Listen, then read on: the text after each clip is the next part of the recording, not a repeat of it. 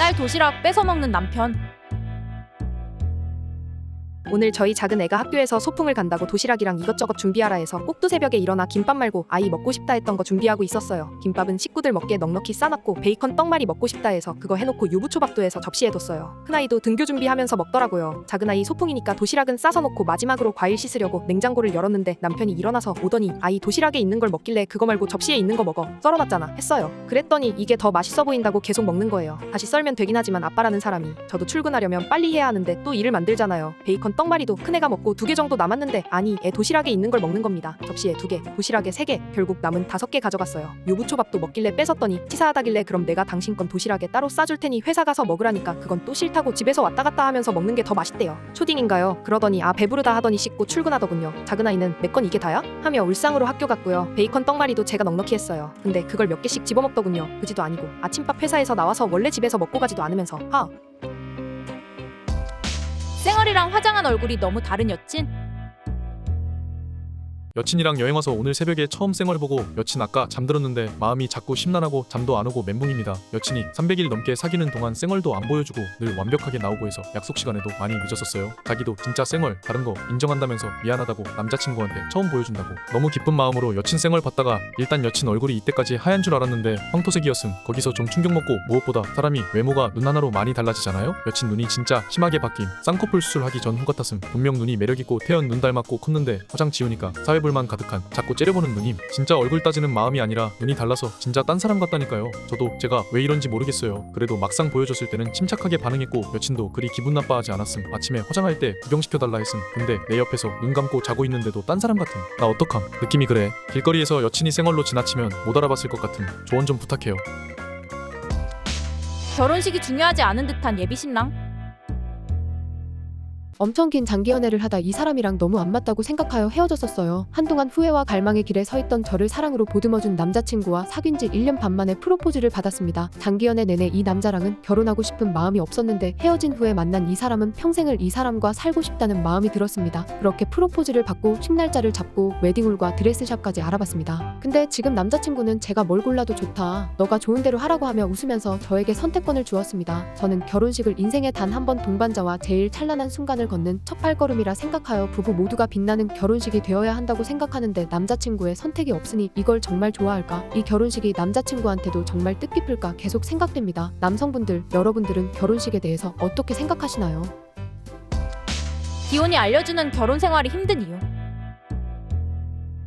하루 종일 일하고 집 오면 마누라는 뱃살 내밀고 양념치킨 양념 무치며 먹고 있음. 토끼 같은 새끼들은 한번 안아볼라 하면 엄마한테 도망감. 대충 씻고 밥 좀 달라 하면 아직 안 먹고 뭐했냐 타박. 설거지는 네가 해라. 온갖 고지서는 나보라고. 식탁에 놓여있고 신발장에는 마누라랑 애들 쇼핑한 택배 박스가 쌓여있음. 내일 업무를 어떻게 하면 좋을지 고민하고 있으면 멍 때리지 말고 애들을 보던가 집안일 좀 도우라고 타박함. 왜 집안일은 내가 퇴근하고 나서 시작하는지 이해할 수 없지만 물어보면 내가 놀았냐고 화냄. 놀았지 뭐 싶긴 한데 싸우기 싫어서 가만히 있음. 주말에 쉬자 싶어 버티고 있는데 처가집에 가자고 함. 왕복 4시간 넘음. 피곤해 쩔어 운전해서 처가집 가면 입맛 없고 쉬고 싶은데 장인이 술 한잔 하라 함. 장모님이 해주신 안주는 맛도 없음. 장모님 힘드시니 배달 먹자 하면 배달 음식 싫다고 함. 억지로 술 먹고 다음날 또 운전해서 집 옴. 애들하고 마누라는 차에서 내내 잠. 집 도착. 이제 좀 쉬어볼까 하면 마누라가 내일 월요일이니 애들 샤워해야 한다고. 평일에 내가 씻겼으니 네가 좀 씻겨라 함. 잠깐 눈 감았다 떴는데 월요일 아침임. 기독교 집안의 결혼 허락 받으러 간 썰. 나는 친정이 없음. 시부모님께만 결혼 허락받으면 돼서 남편과 인사드리러 감. 시아버님은 경제학을 전공하신 고펀드 매니저 현농부, 시어머님은 가정주부, 시누이는 디자인하고 남편은 운동선수. 아버님께서 날 보자마자 종이랑 펜을 가져오시더니 막 뭘 쓰심. 보니까 편미분 문제임. 전기공학 전공했다고? 풀어봐라. 이러심. 쉬운 거라서 그냥 풀었음. 아버님께서 쭉 보시더니 합격이다. 우리 집에서 드디어 수학 얘기를 할 사람이 생기는구나. 이러심. 그리고 나는 무교고 기독교를 제일 싫어함. 어렸을 때 부모님이 교회 안 가면 때렸음. 와중에 제사도 지냄. 그래서 난 교회 절대 안 감. 시댁은 전부 독실한 기독교 신자. 남편은 나한테 단 한 번도 권유 안 해서 결혼해야지 한 건데 역시나 교회 다니냐 하심. 그래서 일요일마다 봉사활동에서 어렵다 하니까 무슨 봉사냐 물으심. 어머님 아버님들 중고등학교 검정고시 합격을 위해 야학에서 과학을 가르치고 있습니다. 매주 일요일 오전 9시부터 오후 5시까지 하고 있어서 교회를 가는 건 힘들 것 같다고 하니 안 가도 된다. 주일마다 예수님처럼 사는데 교회 가서 못하냐? 합격. 하심. 그러고 내 결혼식에 야학 어머님 아버님들 오셨음. 시아버님은 만나는 사람마다 우리 며느리가 일요일마다 봉사활동 한다고 자랑하심. 야학 봉사 안 했으면 결혼 못할 뻔함. 남편이 순대가 싫어도 먹는 이유.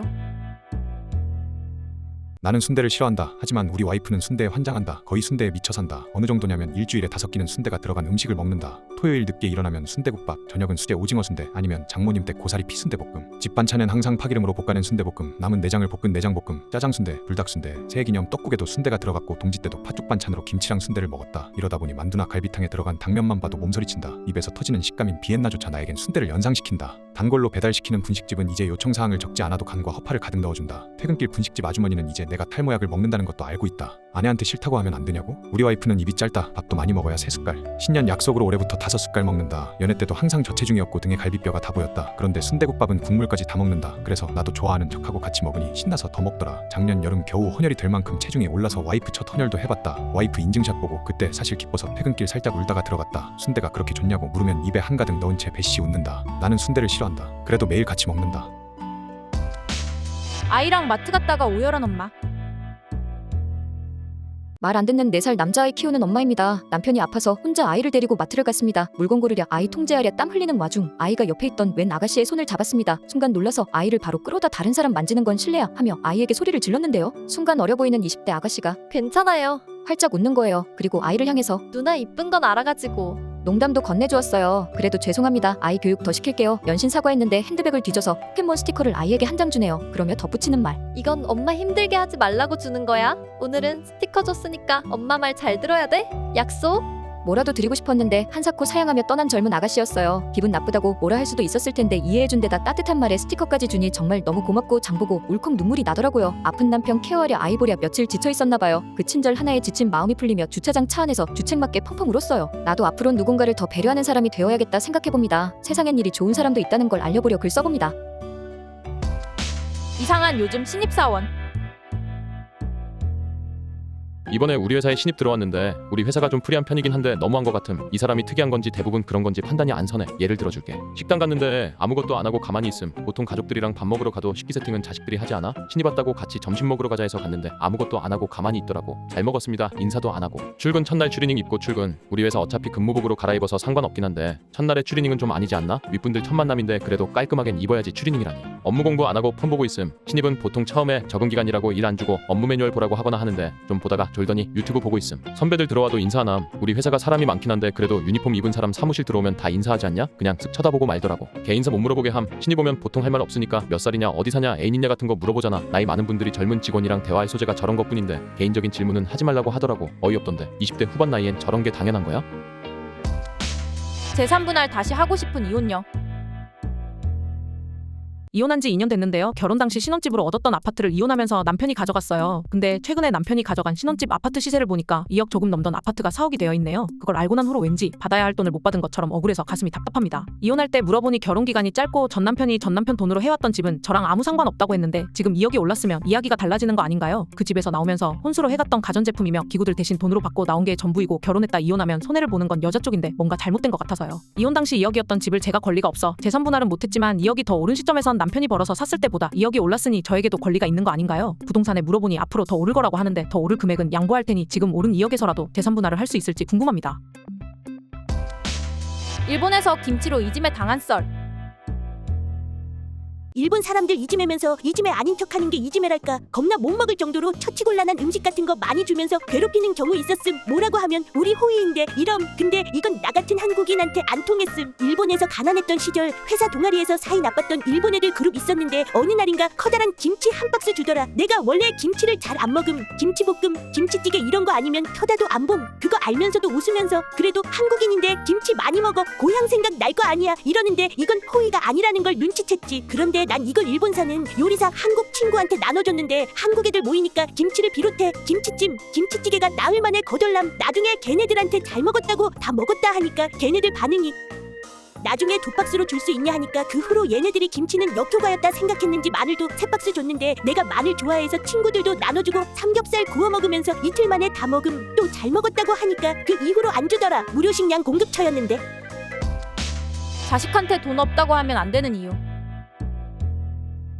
어릴 때부터 부모님이 돈에 민감해했습니다. 용돈은 받은 적도 없고 준비물이나 문제집값 등을 가져갈 때마다 돈 없다고 한숨 쉬고 찡그리는 부모님 얼굴을 봐야 했죠. 과자나 장난감 사는 것도 아닌데 말이에요. 전기료 난방비 같은 공과금 등록금 같이 당연히 낼 수밖에 없는 돈을 내야 할 때가 되면 아버지는 항상 짜증내고 어머니한테 화내고 소리 지르고 항상 듣는 소리가 집에 돈이 없다, 빚이 많다, 한 달에 나가는 이자가 얼만지나 아냐. 그렇다고 집이 엄청 가난했던 것도 아니에요. 직접 농사짓는 과수원과 여러 논 밭이 있었기 때문에 먹는 걱정 전혀 없었고 커서 알고 보니 친척들 돈 빌려줄 여윳돈은 있더라고요. 넉넉하진 않아도 자식 용돈 줄 수준은 되더라 이겁니다. 그렇게 자라니 노력을 하기도 전에 일단 돈 문제가 걸리면 그냥 딱 포기하게 되는 성향을 가지게 되더라고요. 취업할 때도 학원비 때문에 짜증내실 것 같으니 토익 학원 다니겠다 말을 못해서 독학했고 취업 준비 길어지면 생활비 때문에 뭐라 하실 테니 그냥 아무데나 취업해서 적은 돈 벌게 되고 그게 지금까지 왔네요. 그래서 전 아이 낳으면 절대 돈 없다는 소리 하면서 짜증 안 내려고요. 돈 없으면 왜 지금 그 일을 하면 안 되는지 설명하고 꼭 내야 하는 돈에는 없다는 소리 안 하려 합니다. 혹시 지금 자녀를 키우는 분이시라면 자녀에게 꼭 필요한 돈이나 미래를 위한 부분까지 짜증내면서 주시는 분이 없었으면 합니다. 좋아하는 후배한테 청첩장 받은 남자. 회사에서 짝사랑했던 여자 후배가 있었습니다. 그 후배는 대학 때부터 같은 과 후배이기도 해서 잘 알던 사이였고 제가 일하는 곳에서도 후배여서 저하고는 매우 친한 사이입니다. 그 친구가 저한테는 마냥 동생으로 보였었는데 언제부턴가 여자로 눈에 들어오기 시작하더군요. 회식 때마다 술 취해 있을 때 제가 직접 집에 데려다주고 점심 때마다 후배 사랑을 외치며 저한테 점심을 사달라고 할 때도 밉지가 않았습니다. 그저 여동생이 하나 생긴 것 같았었죠. 그래서 제가 타지점에서 근무하고 있는 저하고 가장 친한 남자 후배에게 그 여후배를 소개시켜줬습니다. 선남선녀를 연결시켜줬다는 마음에 뭔가 뿌듯하기도 했었죠. 그런데 얼마 전 제가 가장 아끼는 그 남동생과 여동생이 결혼을 하게 되었다고 저한테 청첩장을 보내는 겁니다. 연결시켜줘서 너무 고맙다고 따로 선물까지 주더군요. 뭔가 흐뭇하면서도 한편으론 뭔가 허해졌습니다. 사실 난 그 친구를 여자로 보지 않고 억지로 여동생으로만 보려 했다는 생각이 계속 들었습니다. 이제 와서 이런 생각을 해서는 안 되지만 용기가 없었던 내 자신이 뭔가 한심해 보입니다. 커피 시음 알바 레전드 진상손님. 네스프레소에서 일했었거든. 네스프레소가 원래 시음이 가능한데 그때는 코로나 때문에 안 됐었어. 그리고 시음도 시식 코너 마냥 무료 시음 행사가 아니라 제품 상담하면서 시연을 해주는 거란 말이야. 근데 어떤 손님이 매장 들어오면서 인사할 틈도 없이 저 화장실 갔다 올 테니 라떼 하나 내려놓으세요. 하고 나가버림. 완전 벙쪄 있는데 잠시 후 다시 와서는 내 라떼 어딨어요? 이러고 앉았음. 코로나 때문에 지금 백화점 시음 시식 다 불가능하다니까. 코로나 핑계 대면서 일 편하게 해서 좋겠네. 하고 나감. 친구가 너무 많은 남자친구. MBTI는 난 인팁, 남자친구는 엠프제야. 엄청 다정하고 배려 잘해주는 건 좋은데 어디 술자리가 너무 많음. 홀람, 죽을 때까지 먹진 않는데 인기 많고 사람 좋아하는 댕댕이 스타일이다 보니 학생회, 동아리, 취미 모임, 과친구, 고등학교, 중학교, 동네 친구인데 여기서 또 모임이 여러 개가 계속 생기더라고. 그렇다고 데이트를 소홀히 하는 것도 아니고 알아서 리드 다 해서 좋고. 나야 혼자 있는 거 좋아하고 집순이라 놀 때 그냥 집에서 게임하면 되긴 하는데 그래도 거기 모임들에 있는 여자애들도 신경 쓰이고 인생 네컷 같이 찍는 것도 짜증남. 어제 너무 짜증나서 잔다 하고 연락 안 함.